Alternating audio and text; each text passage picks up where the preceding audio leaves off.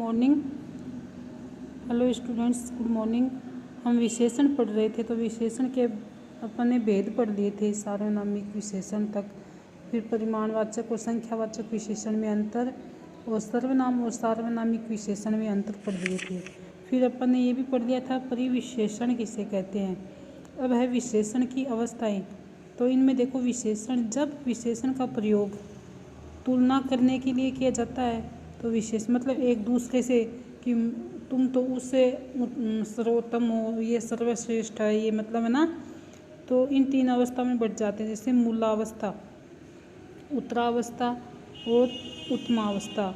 मूलावस्था जैसे विशेषण की मूल अवस्था है, जैसे जैसे सुंदर का काला गोरा श्रेष्ठ है ना, ये होता है। ये विशेषण की मूलावस्था में किसी से तुलना नहीं की जाती, किसी से तुलना नहीं की जाती मूलावस्था में, ये ध्यान रखना।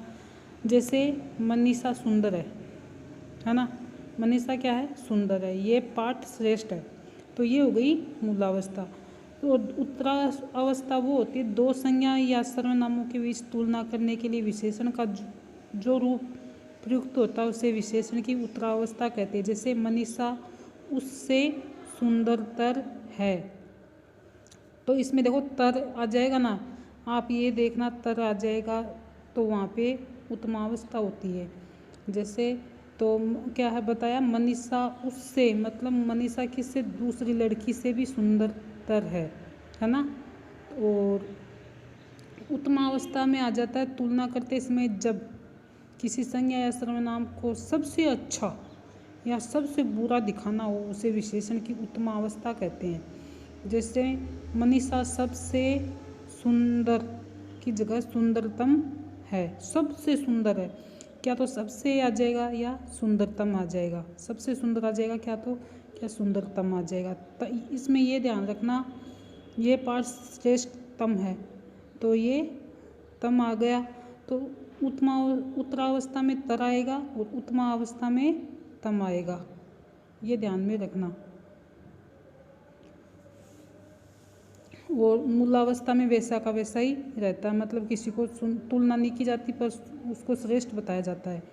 विशेषण शब्दों की रचना, संज्ञा से विशेषण, संज्ञा वर्ष का वार्षिक हो जाएगा, विष का विशेला हो जाएगा, एला पर ते लग गया, इल्ला इसके इल्ला, अपमान का अपमानित, शिक्षा का शिक्षित, मैं का मुझसा, वह का वैसा, जो का जैसा, तुम का तुम्हारा, सजना का सजावट, पढ़ना का पढ़ाकू, बेचना का बिकाऊ और कहना का कथित। ये क्रिया शब्द है और इनसे क्या बन गए, ये विशेषण शब्द बन गए। जैसे ये तो संज्ञा शब्द, ये सर्वनाम शब्द और ये क्रिया शब्द।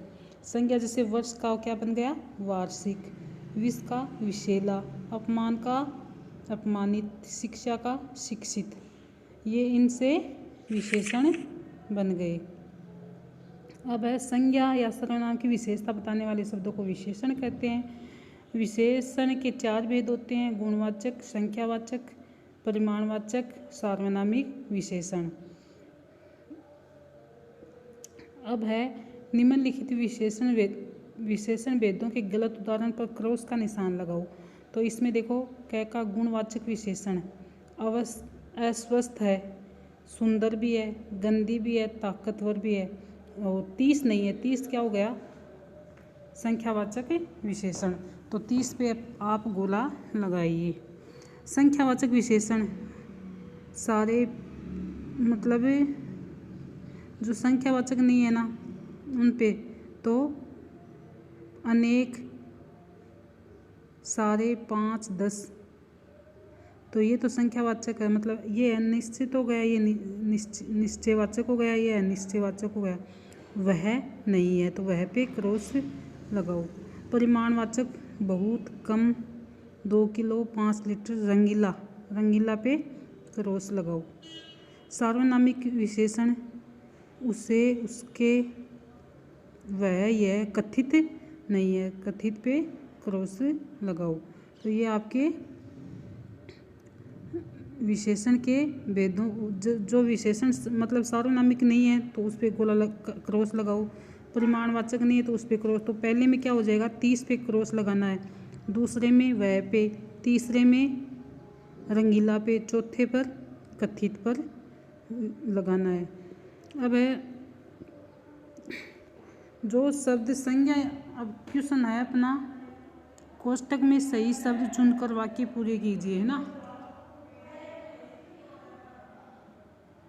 तो जो शब्द संज्ञा या सर्वनाम की विशेषता का बोध कराते हैं उन्हें विशेषण कहते हैं। जिस शब्द से विशेषता बताई जाती है उसे जिस शब्द की विशेषता बताई जाती है, तो देखो इधर देखो आप,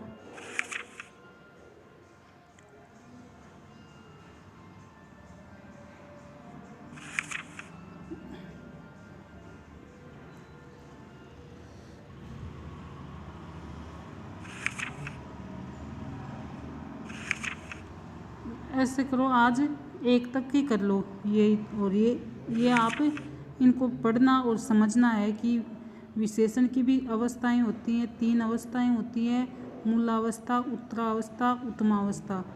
तो मतलब इन मूलावस्था में क्या होता है, उत्तरावस्था में क्या होता है, उत्तमावस्था में क्या होता है, और फिर इसकी संज्ञा से कैसे विशेषण बनते हैं, और सर्वनाम शब्दों से कैसे विशेषण बनते हैं, क्रिया शब्दों से कैसे विशेषण बनते हैं। और फिर ये तो आप आज होमवर्क में आपको ये विशेषण की अवस्थाएं करनी है। ये आपको मैं बाद में ऑनलाइन क्लास में वैसे ही करवाऊंगी दिखा क्योंकि ऐसे समझ में नहीं आएगा। ये बाकी के question answer. Thank you students.